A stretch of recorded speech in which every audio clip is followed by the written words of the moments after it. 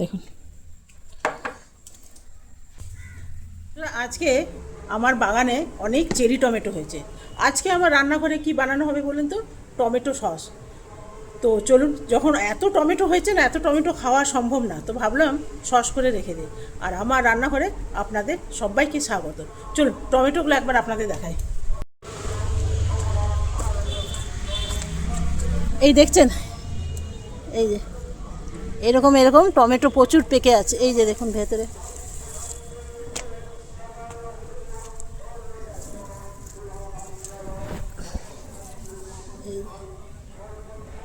এই যে দেখুন, এই যে ভেতরে ভেতরে পাকা আছে। আর এগুলো সব শীষ পালং হয়ে গেছে। আর আমার কুমড়ো গাছ, একদিন কুমড়ো শাকের রেসিপি দেব। তো চলুন বন্ধুরা, একটা বাটি টাটি কিছু নিয়ে আসি, বাটি বা ঝুড়ি কিছু নিয়ে আসি।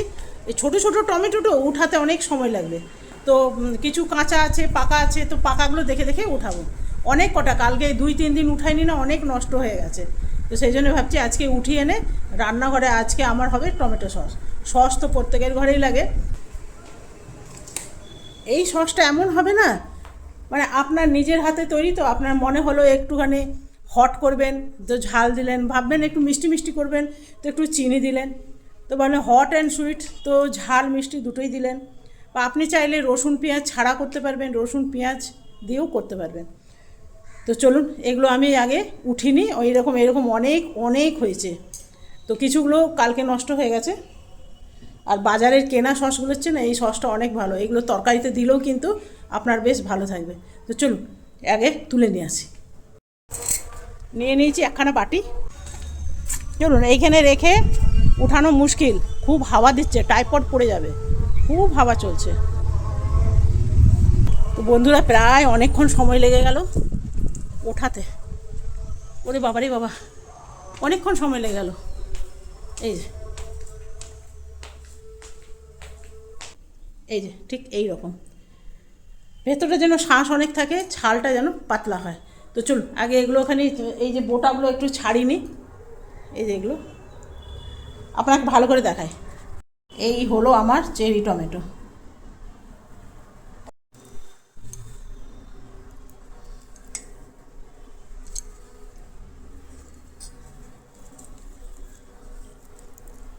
কিছুগুলো কালকের বাড়িতে ওঠানো ছিল, তো সেগুলো আমি নিয়ে নিলাম।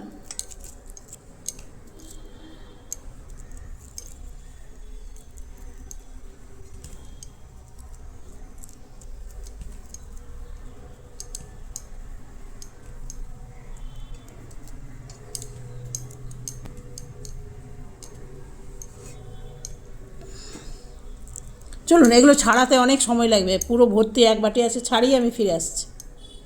এই যে দেখছেন পাতলা ছালগুলো, একদম লোকাল যেটা সেটাই, লোকালই ছোটোটা চেরি। কি সুন্দর দেখতে দেখুন।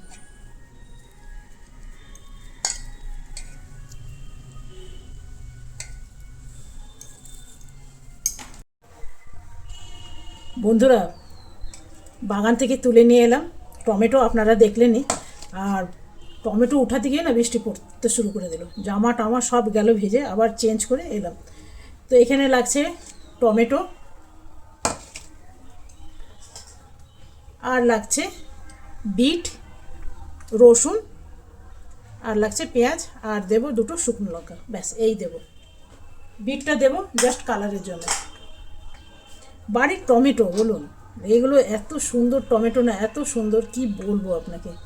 এগুলো দিয়ে সস যদি করেন না, এত সুন্দর টেস্ট হয়, আর সারা বছর এটা রেখে খেতে পারবেন, সারা বছর। তো কিছুগুলো কাঁচা ছিল, কাঁচাগুলো আমি উঠে নিচ্ছি। কাঁচাগুলো চাটনি বানিয়ে নেব। তো চলুন এগুলো এরপরে কড়াইয়ে দিয়ে দিই।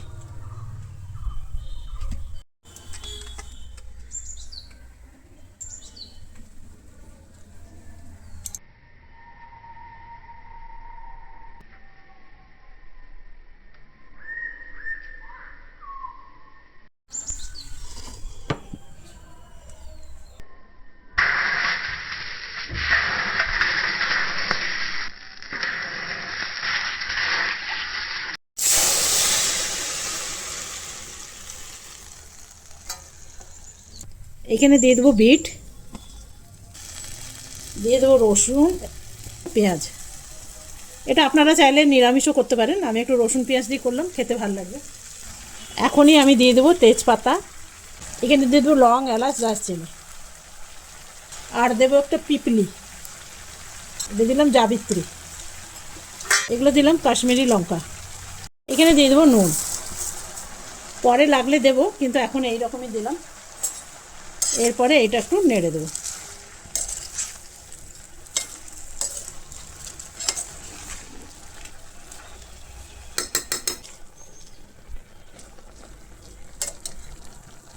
এটা যেহেতু পাতলা, ছালটা পাতলা, খুব তাড়াতাড়ি হয়ে যায়। অনেক জল বেরিয়েছে এখন, দেখুন।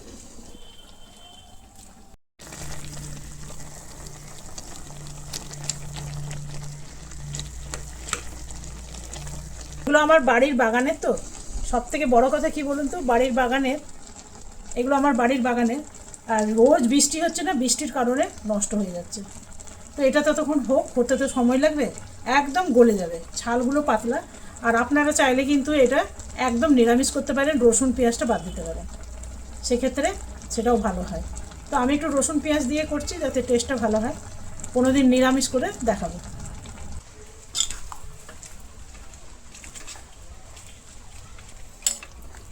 তো দেখুন বন্ধুরা, এটা হয়ে গেছে। এরপরে এটাকে ছেঁকে নেব। বৃষ্টিতে ভিজে ভিজে উঠেছি না, মার্চ মাসের বৃষ্টি, তো বেশ ঠান্ডা লাগছিল, তো একটা চাদর গায়ে না নিলেই হচ্ছিল না।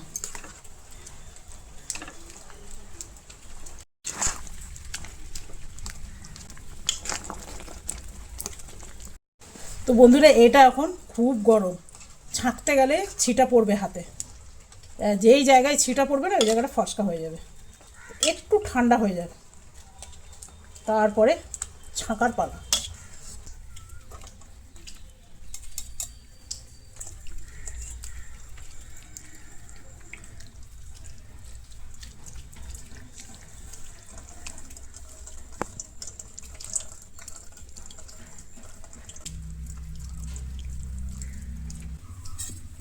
তো দেখুন বন্ধুরা, এগুলো না চিবড়ে বেরিয়েছে, এগুলো তো আর কিচ্ছু নেই, এগুলো ফেলে দিতে হবে। এগুলো না খাওয়াই ভালো, খালি বিচি আছে। তো আমি যতটা পেরেছি নিয়ে নিয়েছি, আর বেরোবে না, এটা আমি ফেলে দিই। কড়াই, এখানে কোনো রকম তেল দেব না।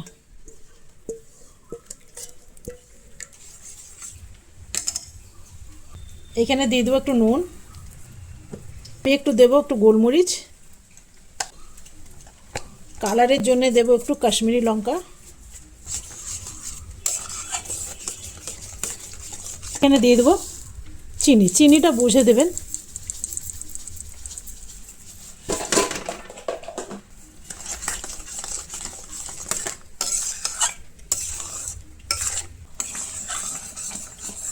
এটা যা সুন্দর কালারটা এসছে না, দারুণ। এখানে দেবো একটু ব্ল্যাক সল্ট, ব্ল্যাক সল্ট দিলে না ভালো একটু গন্ধ করে।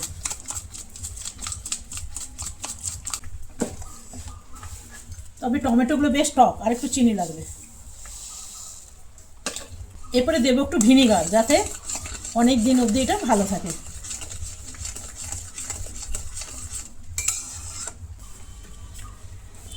এখানে আমি নেব হাফ বাটি, এই বাটিটার হাফ বাটি নিলাম। এটা একটু যাতে অনেক দিন অবধি খারাপ না হয়, সেই জন্যে এটা এর মধ্যে দিয়ে দেবো। বেশি পড়ে গেলেও কোনো অসুবিধা নেই, একটু টক টক লাগবে, আর কিছু না।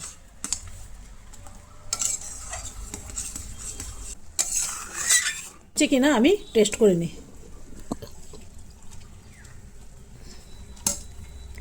এই দেখুন, এটা একদম হয়ে গেছে। সস আমাদের এমনিই হয়, আর টেস্ট কেমন হয়েছে দেখি।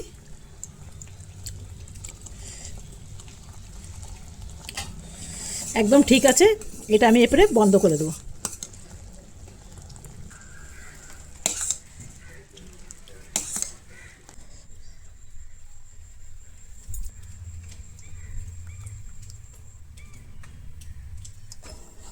সসটা একদম ঠান্ডা হয়ে গেছে। ঠান্ডা হবার পরই কিন্তু যে কোনো জারে ভরে রেখে দেবেন।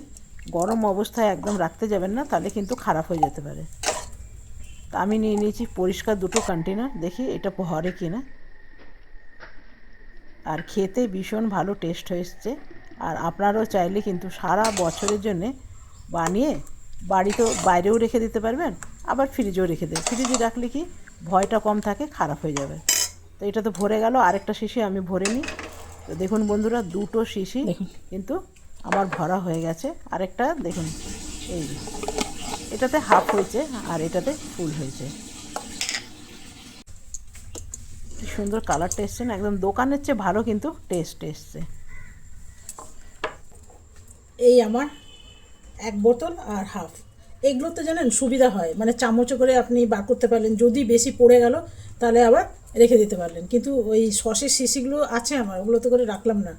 যদি বেশি পড়ে যায় না তো যতটা খেলাম বাদ বাকি ফেলে দিতে হয়।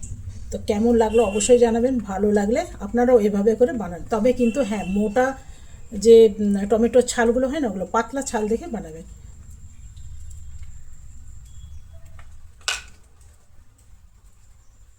Bye bye. আরে সস এর চেয়ে ভালো কি হতে পারে? দোকানেরগুলো কি জানেন, পাতলা থাকে, চিনির রস, পুরোটাই চিনির রস, তার সাথে টমেটোর একটুখানি গন্ধ, আর কিছু নেই। পেঁপে দিয়ে দেয় আর চিনির রস। তো চলো, বাই বাই।